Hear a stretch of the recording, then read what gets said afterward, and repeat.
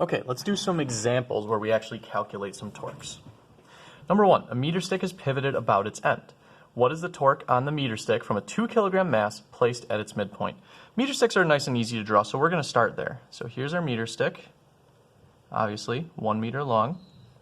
And it says pivoted about its end point. That means I'm going to put a little pivot point right here. And since this is an introductory problem, usually we can take a little bit of time figuring out what we want the axis of rotation to be. Since it tells us our pivot point, let's make it super easy. This is our axis of rotation. So you can imagine that this meter stick can pivot up like this, it can pivot down like this, but this point stays in place. So this meter stick can rotate all the way around. Now, we also have a 2 kilogram mass placed at the midpoint. That means right about here, 2 kg. Okay? We want to know the torque on the meter stick from a 2 kilogram mass placed at this midpoint. Well, we know that the torque equation, I'm going to do Tm since it's the torque from the mass. I always think it's a good idea to write down what is causing the torque. The torque from this mass, an individual torque must be equal to R times F times sine theta. R is the displacement from the axis of rotation to where the force is applied. F is the size of the force, and then theta is the angle between R and F if they're drawn head to tail. Or excuse me, tail to tail, not head to tail, tail to tail. All right, so what sort of force are we talking about here? Well, if it's a 2 kilogram mass on the meter stick, it's pretty clearly exerting a force of gravity. Okay, we're talking about a force of gravity here, and I know that that's equal to mg.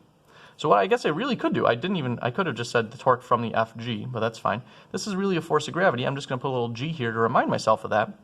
And I'm going to change this to R times m times g times the sine of theta. Let's talk about what R is. Here's the axis of rotation. Here's where the force acts.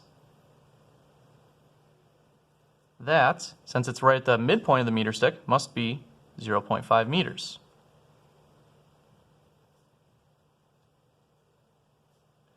The force of gravity is the force that's causing the torque. The mass is 2 kilograms. G is a constant, 10 meters per second.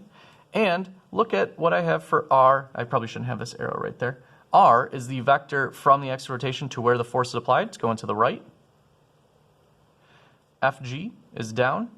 Look at that, 90-degree angle.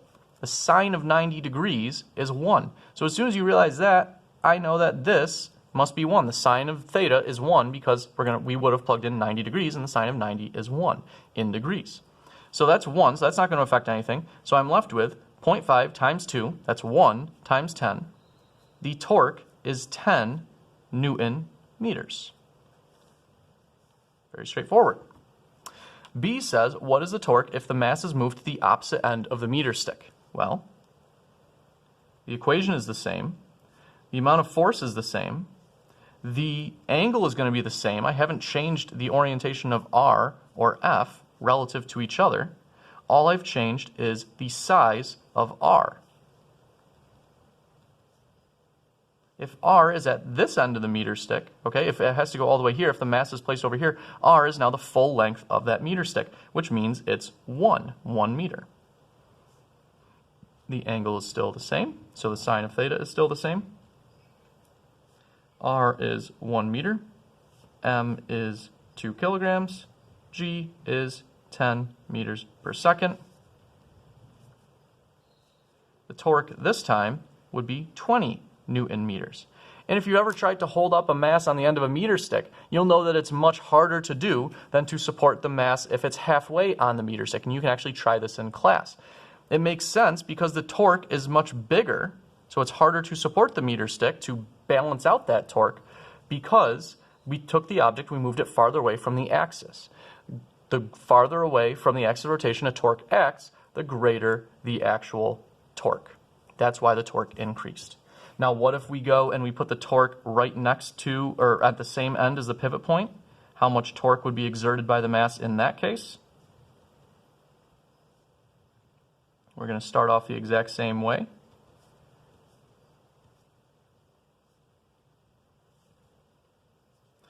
R, this time, if we move the mass over here, Now the mass, or where the force is applied, is going, if you draw the arrow, it would go right through the axis of rotation. The force is being applied at the axis of rotation. R is 0. There is no displacement from where the axis of rotation is out to where the force is being applied. So if R is 0, guess what? There's no torque. Putting the mass here would not cause a twisting or turning, and it wouldn't influence the object to start twisting or turning at all. Putting the object out here causes a lot of twisting or turning. Putting the object in the middle causes an intermediate amount of twisting or turning. But out here, it's 0. There's the basics of calculating a single torque. Now we're going to move on to calculating, to seeing what happens when we have a little bit more of a realistic situation with many torques many potential torques operating at once.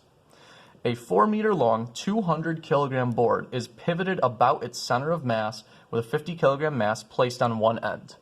How far from the opposite end must an 80 kilogram mass be placed in order to keep the board balanced? We got to talk about this word real quick, center of mass, or this phrase, center of mass. We've talked about it before. All you really need to know about it is it's the average, in quotes, place that all mass is located in an object. It's the average location of all of the mass. What we usually do is we pretend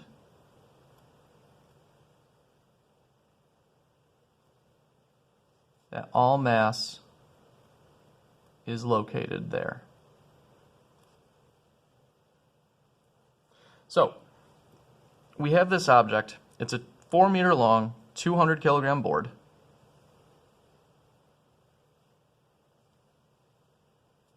Like that. It's pivoted at its midpoint. So I'm going to draw a little fulcrum here, pivot point.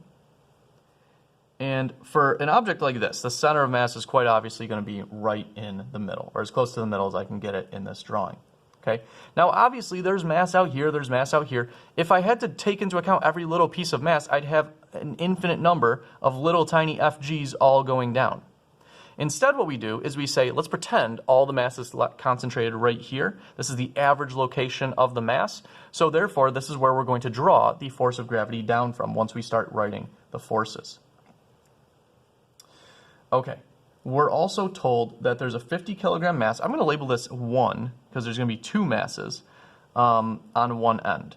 So we've got an object here that's resting on the board. It's 50 kilograms. How far from the opposite end, from this end, must an 80 kilogram mass be placed in order to keep the board balanced? So we don't know where this is going to go, but quite obviously it's going to be to the right of this pivot point, because think about if it was over here. You would have no way to balance this. The whole point is we're trying to keep the board balanced. We're trying to keep this in rotational equilibrium. So the 80 kilogram mass must be over here somewhere. So I'm just going to draw kind of like a dotted box.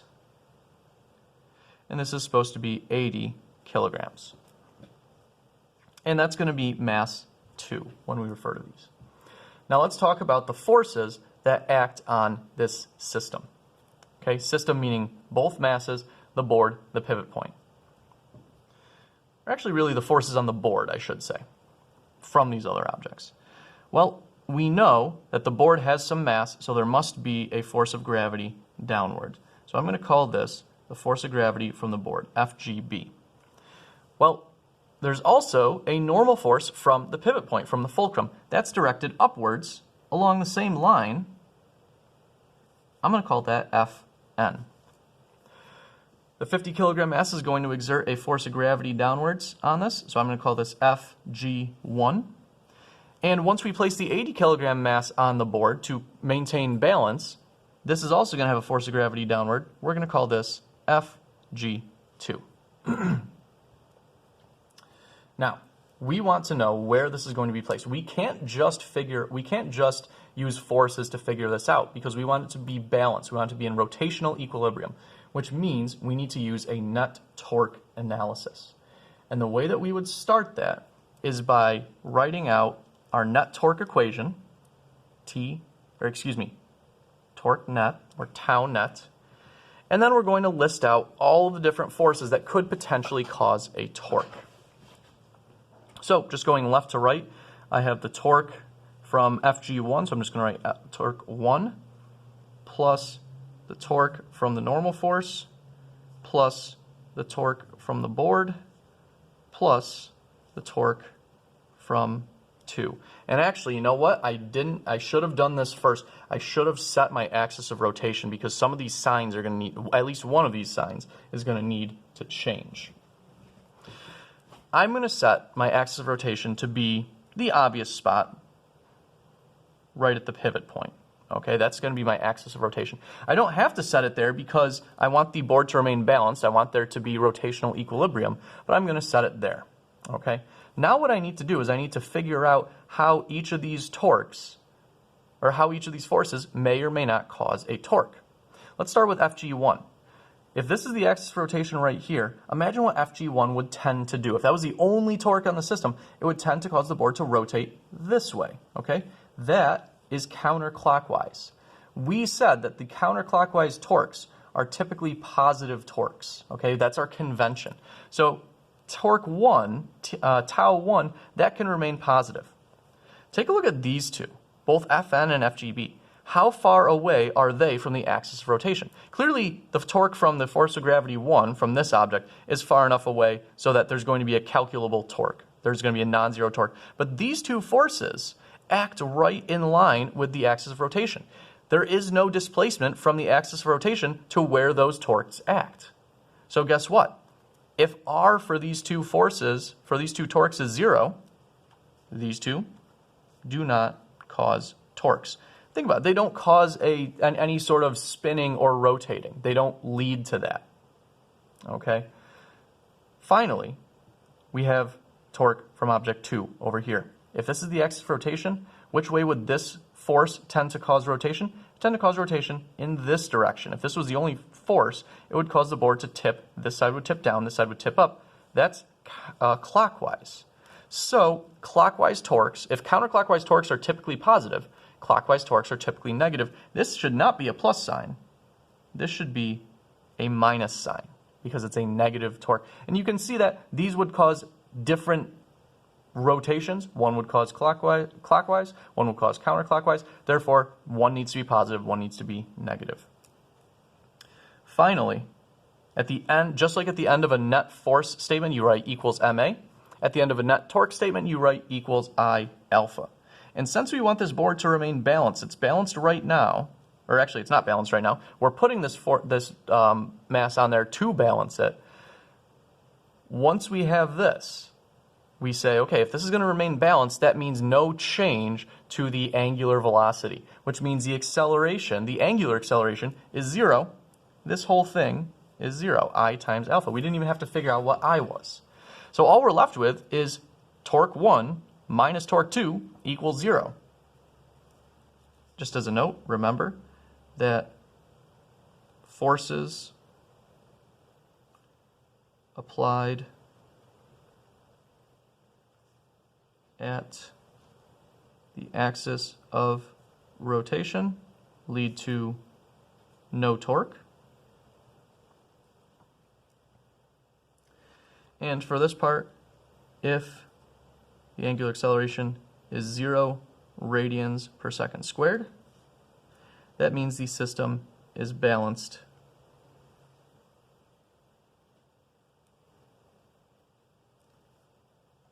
no change in omega remains not spinning.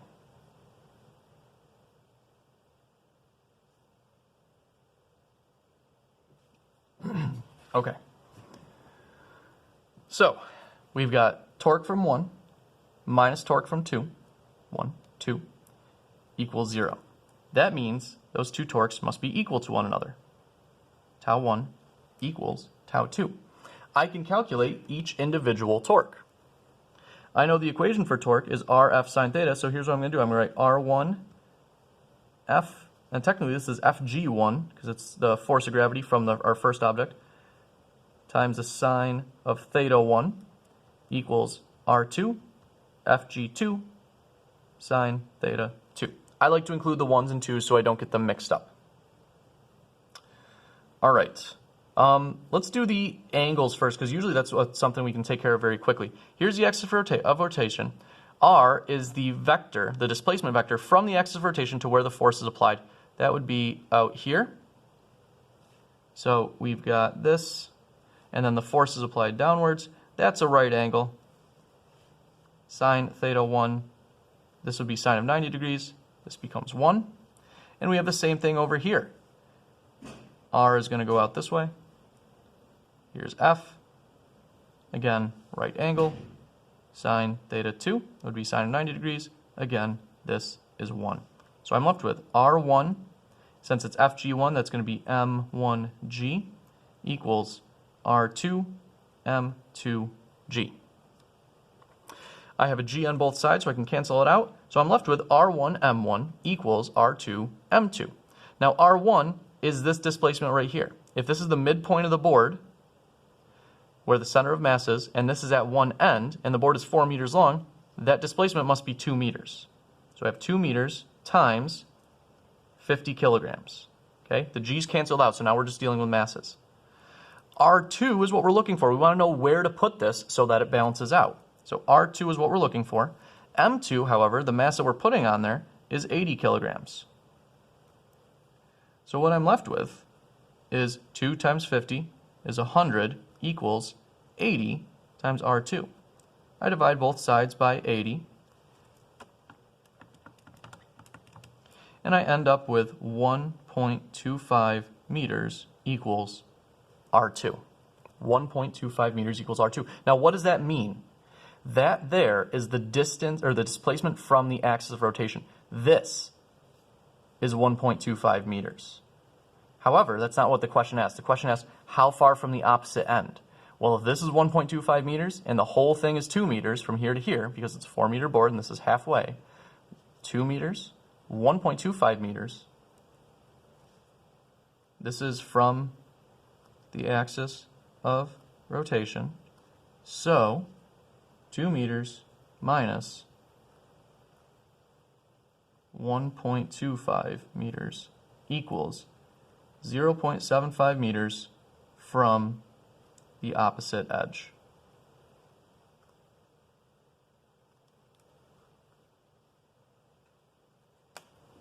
Okay. So there's a very quick overview of how to calculate torques and how to deal with problems involving torques. In the next few sets of videos, we'll see a lot of examples. We'll see a few other tricks for calculating torques, figuring out angular accelerations and net torques. Okay? Talk to you later.